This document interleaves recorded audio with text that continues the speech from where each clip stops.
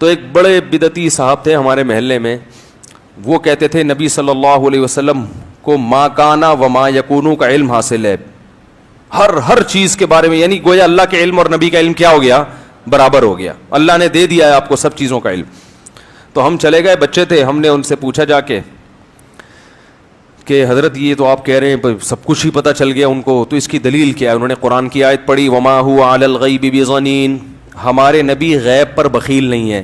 یعنی اللہ نے جو نبی کو غیب کا علم دیا تو ہمارے نبی اس میں بخیل نہیں ہے. بخل کہتے ہیں نا کہ اپنے پاس رکھ لینا چیز کو سنبھال کے, بخیل نہیں ہے, سخاوت کرتے ہیں اس علم میں. تو میں نے فوراً ان کو جواب دیا, میرے دماغ میں اس کا جواب, میں نے کہا بھائی اس سے کلی علم, سارا علم غیب مراد نہیں ہے. کہنے لگے کیوں؟ میں نے کہا اگر سارا علم غیب مراد ہوتا تو نبی پھر سارا علم غیب امت کو دیکھ کر جاتے, اگر کچھ اپنے پاس رکھتے تو بخل لازم آتا کہ نہیں آتا؟ تو قرآن تو کہہ رہا ہے وما هو علی الغیب بضنین. یہ تو بعد میں پھر میں نے گرامر پڑھی تو اور کچھ اس میں نقطے نکلے, جب اس وقت مجھے کچھ بھی نہیں آتا تھا, یعنی گرامر میں پتا چلا اس میں تو آتا ہے ذرہ برابر بھی بخل نہیں کرتے. بضنین میں بات تاکید کے لیے, ما ہوا علی الغیب بضنین, نبی کو اللہ فرماتے ہیں ہم نے جو غیب دیا اس میں ذرا بھی بخل کا سے کام نہیں لیتے. سارا امت کو کیا کر دیا آپ نے؟ بانٹ دیا, کچھ بھی نہیں, یعنی اس میں بخل نہیں کیا آپ نے. تو میں نے کہا اگر اس سے کلی علم غیب مراد ہوتا تو پھر نبی صلی اللہ علیہ وسلم امت کو بھی عالم الغیب بنا کے جاتے. تو اس سے کلی علم غیب نہیں ہے, جتنا جو جزوی علم غیب اللہ نے اپنے نبی کو دیا جو اللہ کے علم کے مقابلے میں یقیناً کم تھا, ہمارے مقابلے میں تو بہت ہے. تو ہمارے نبی نے جو علم غیب اللہ نے بانٹنے کو کہا امت کو, اس میں نبی نے بخل سے کام نہیں لیا. تو شریعت کی جتنی ضروری چیزیں تھیں, قبر کے احوال, قیامت کے احوال, جو بھی اللہ نے نبی صلی اللہ علیہ وسلم کو بتائے, اور وہ ایسی باتیں جن کا امت کے عملی زندگی سے یا دین کی زندگی سے تعلق ہے, تو اس میں نبی نے ذرا بھی بخل سے کام نہیں لیا, اور وہ سارا امت کو دے کر گئے نبی صلی اللہ علیہ وسلم. حضور فرماتے ہیں فرشتے کسی امر میں بحث کر رہے تھے, تو اللہ تعالیٰ نے فرمایا کہ محبوب یہ فرشتے کس معاملے میں بحث کر رہے ہیں؟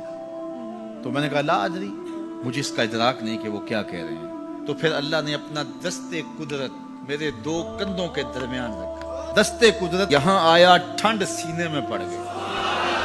فعلمت ما فی السماوات والارض, زمین اور آسمان میں جو کچھ تھا اللہ نے سب کا علم مجھے عطا کر.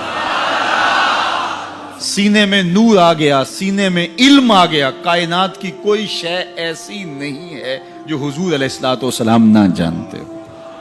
اور پھر کہاں تک علم آیا یہ حضور سے پوچھیے. فرمایا قرب قیامت میں جب دجال آئے گا تو میرے غلام اس کے مقابلے کے لیے نکلیں گے.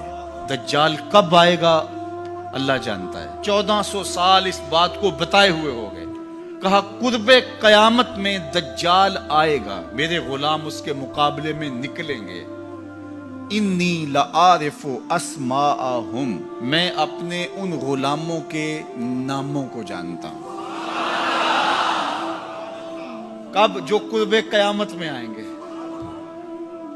میں آپ کے ناموں کو نہیں جانتا. آپ 2 سال, 4 سال, 5 سال سے میرے پیچھے جمعۃ المبارک پڑھ رہے ہیں. شکلوں کو پہچانتا ہوں, ناموں کو نہیں جانتا. کئی لوگ بڑے شوق سے کہتے ہیں جناب وہ نذیر صاحب, ندیم صاحب, فلاں صاحب, وہ آپ کے, میں کہتا ہوں تصویر دکھاؤ گے تو میں پہچانوں گا. تو اتنے لوگوں کے نام میں یاد نہیں رکھتا. تو جب میں آپ کے نام نہیں جانتا جو ہر جمعۃ المبارک کو یہاں آتے ہیں, تو جہاں 2 مہینے کے بعد درس قرآن دینے جاتا ہوں تو وہاں کے لوگوں کے نام کیسے جانوں گا؟ اور پھر جو سوشل میڈیا پہ سنتے ہیں اور میں ان کو دیکھا بھی نہیں, ان کے نام کیسے جانوں گا؟ اور میرے حضور کیا کہہ رہے ہیں کہ قرب قیامت میں جو دجال آنے والا ہے اور میرے غلام جو اس کے مقابلے میں نکلیں گے, میں ان غلاموں کے ناموں کو جانتا ہوں.